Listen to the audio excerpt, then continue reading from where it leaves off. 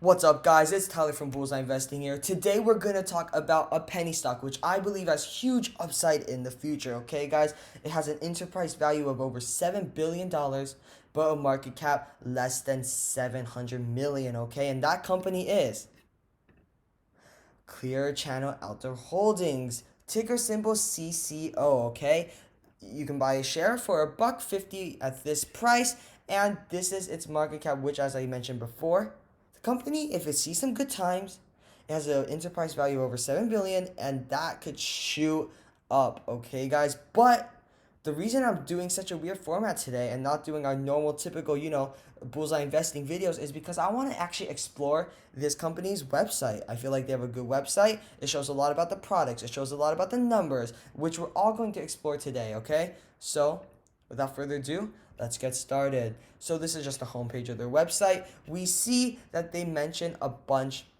of their billboards up here. This is an advertising company, okay? Clear Channel Outdoor is an advertising company, so they own billboards. It's an outdoor advertising company, as you can tell by the name. So Times Square, Sunset Strip exclusive in LA, Boston South Station, they own lots of billboards in those areas, and we're going to be looking at some more numbers today, okay? So let's look at their products and their brands.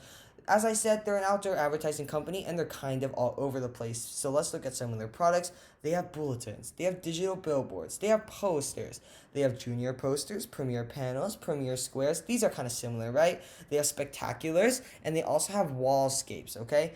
So that's kind of their billboards regime. And they also have street furniture. They go on news racks, they go on transit shelters, and they go on digital urban panels. And something really interesting, they're kind of all over the place, right? Even though it's in the realm of advertising, they have billboards in airports. Not exactly billboards, but advertising in airports. They have advertisements on buses and on commuter rail, and they're also branching into mobile advertising, okay? So they have a whole line of products. Now let's look at where they are, okay? So they're in a bunch of cities. We can see a bunch of major US cities here. And this is just some data, okay? So if you want to take a quick pause, this is bulletins, this is street furniture, as I mentioned, this is their transit line, and this is their airports line, okay? And so this is the key, but you can see that they have a pretty strong lineup in airports and billboards, right? As well as some transit lines sprinkled within. The main things we need to focus on are New York. They only have billboards there, but we can focus on Los Angeles, which has the rank of 2, right? They have everything except airports there, okay? So they're doing pretty good job. They're covering their bases, and they have 450,000 billboards, okay? So about their company, this is their claim to fame, 450,000 displays, okay? In 31 countries across Asia, Europe, Latin America, North America. And we're going to explore the numbers in the different continents very, very soon because we need to go and think out the logic why this price is staying so low, even though that they're showing strong revenues, which we're going to look at, okay? So we're going into the 2020 third quarter report. The quarterly results. I'm going to just tell you guys the main details that you need to know about this. Their revenue in America was down 31.8% year over year to $223.7 million. The same thing was in Europe. Your revenue down 13.4% year over year to 216.9 million. Okay, so clearly we can see that they're making a decent amount of revenue, especially with their market cap sitting at $700 million, right? But it is a bit worrisome for investors that the revenue is down a huge percentage, right?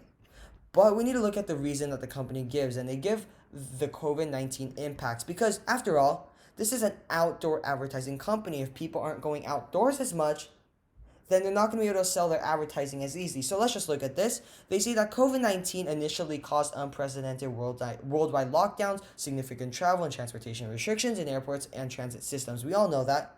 And because of that, there was a significant reduction in time spent out of home by consumers, which is bad for this company, right? The more time spent out of home, the better it is for the company. And reductions in consumer spending and volatile economic conditions and business disruptions around the globe impacted their revenues. And then they also says light at the end of the tunnel As lockdowns and restrictions lifted, the negative impacts of COVID-19 began to lessen during the last few weeks of the second quarter, and they saw an increase in mobility, traffic, and other out-home metrics from their own radar data movement platform, which we saw in their product line.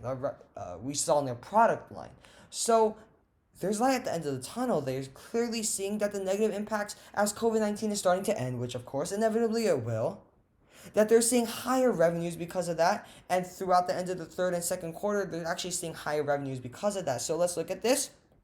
As lockdowns lifted in Europe, they saw a strong rebound in bookings from the historic lows of the second quarter. They had historic lows. They're bouncing back from that. Now that's worrisome to some investors, but not for me because this was a temporary hit. And their America segment improved as well, but to a lesser extent, right? Because we saw the America segment the revenues dropped lower than the European ones, right?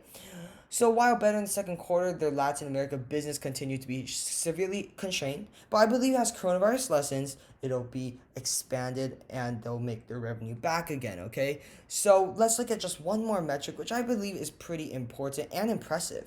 They have $845 million in cash on their balance sheet right now. Of course, they have some debt, but we need to realize that they have a $700 million market cap and they have higher than that in cash, okay? That's very impressive. Now, I'll scroll down to the balance sheet if you want to just take a quick screenshot or just look at this really quickly. This is just basically explaining their whole spread, how revenue has changed, all that stuff, right? Take a quick screenshot if you want that. And this, as I said in the beginning, has an enterprise value of over $7 billion, but market cap is definitely lower than that. Now, it's a risky stock, and I am going to invest in this stock. But I'm not gonna put a huge percentage of my portfolio in it. Of course, 5% at the max. Why? Because as I said, it's a penny stock. There's volatility. It's risky. But if they see good times once coronavirus is lifted, their revenues increase again. Their enterprise value is over $7 billion. Then I believe that means huge money for investors. Okay, so even if you don't want to buy this right now, keep it on your watch list because I believe this has huge upside in the future. Thanks for watching.